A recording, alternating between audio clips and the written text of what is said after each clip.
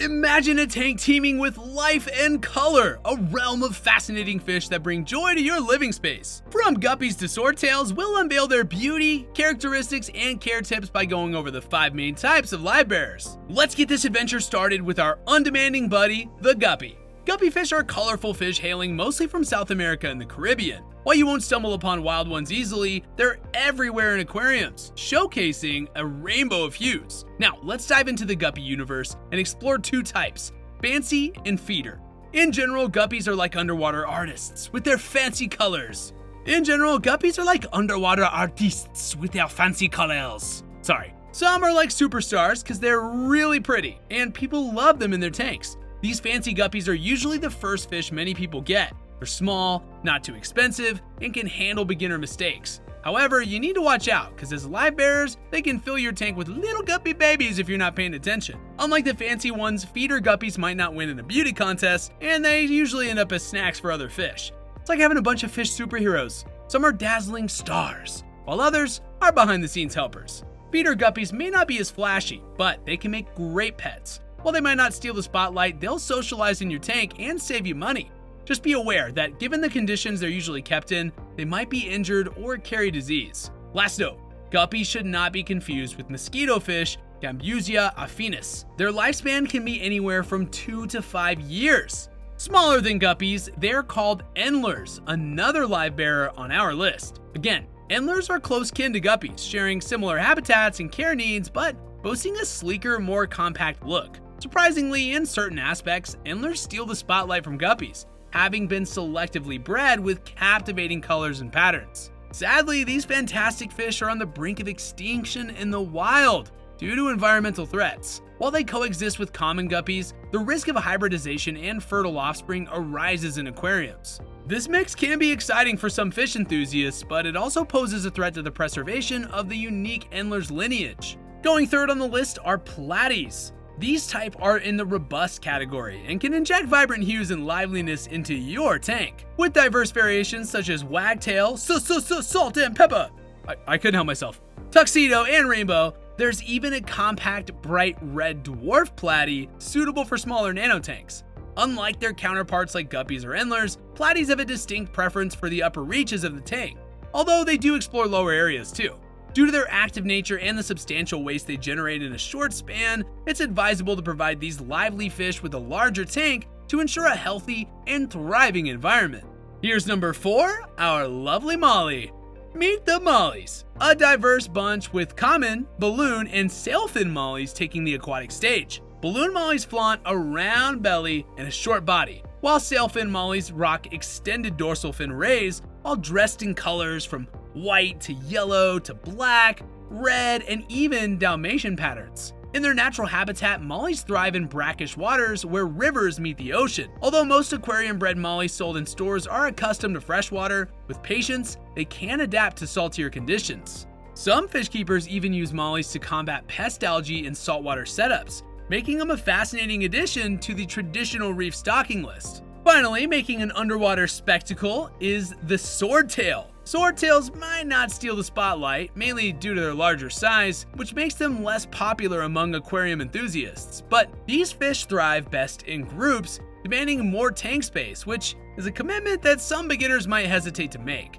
However, their vibrant colors and lively presence can transform the middle and lower parts of a tank into an underwater spectacle. Exploring the swordtail variations, you'll find the lyre-tail and high-fin, usually flaunting shades of red. While they may not be the first choice for everyone, these charismatic fish have the potential to turn any aquarium into a dynamic and colorful aquatic haven. And those are our fantastic livebearers, but there's more information here for me to share. First, what defines livebearers? What makes a livebearer a livebearer?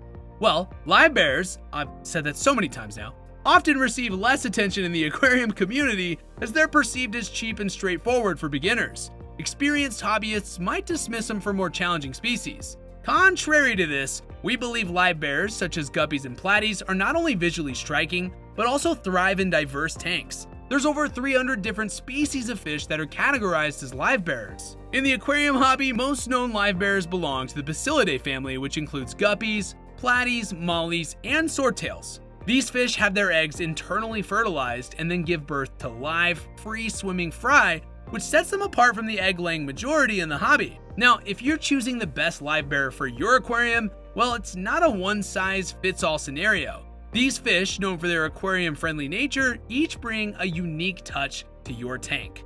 Consider mollies, adaptable to brackish or saltwater, adding a little twist to the usual freshwater setup. Ultimately, the ideal livebearer for your aquarium hinges on water parameters and compatibility. It's not about finding the best, it's about discovering the perfect fit for your underwater world.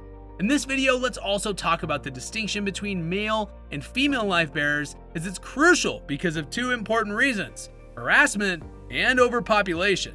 Harassment can occur if the male to female ratio is imbalanced. Livebearers reproduce rapidly, and if there's fewer females, males may overly pursue them and cause stress. Overpopulation is another concern here. As we said, livebearers produce pretty quickly. To address this, some hobbyists prefer keeping only one gender in the aquarium. Here's a quick guide on identifying the sexes of the 5 main livebearer types.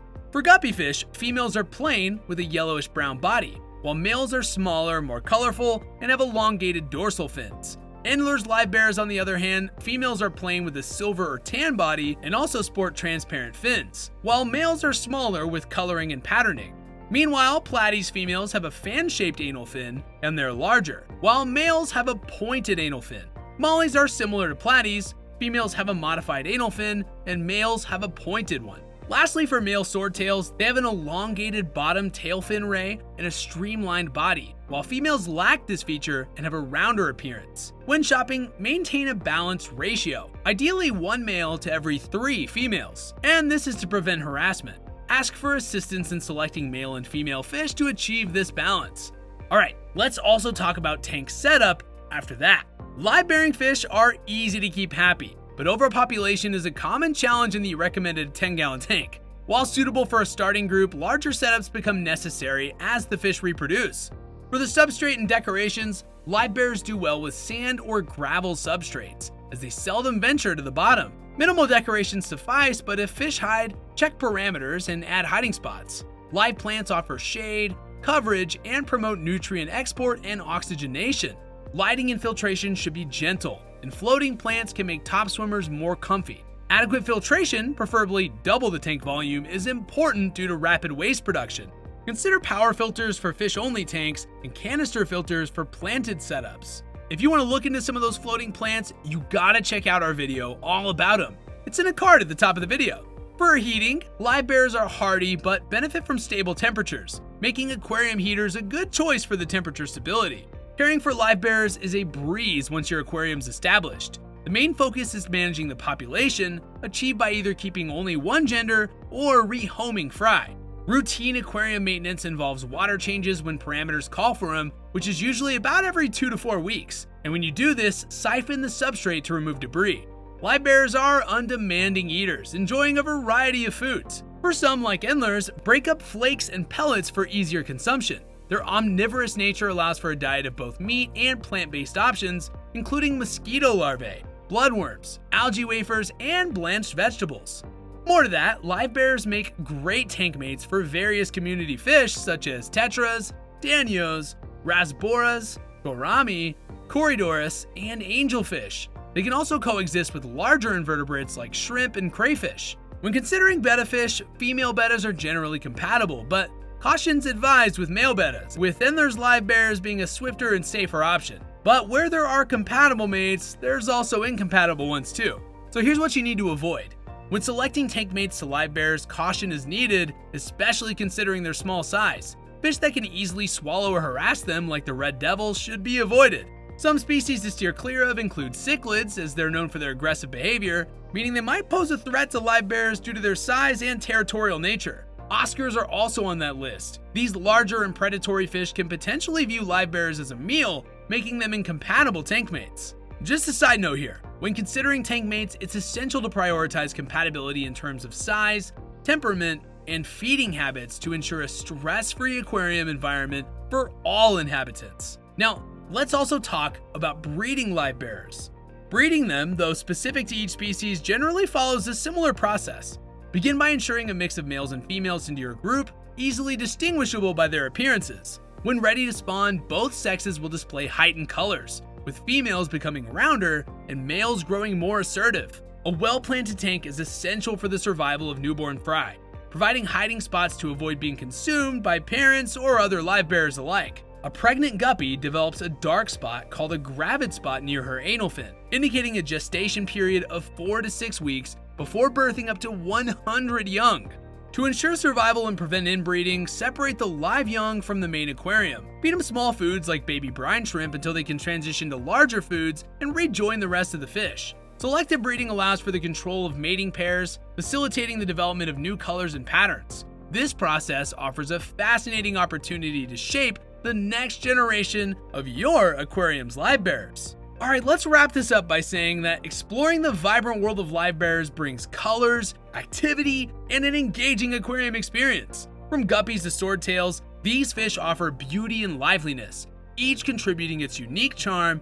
Understanding their care, choosing suitable tank mates, and delving into a fascinating breeding process that can turn your aquarium into a thriving underwater place. Start by liking this video, subscribing, and hitting that notification bell, and comment down below with the others. Oh, and one last thing, share this video, or better yet, click the next video to the right. Until our next session, see you later everyone.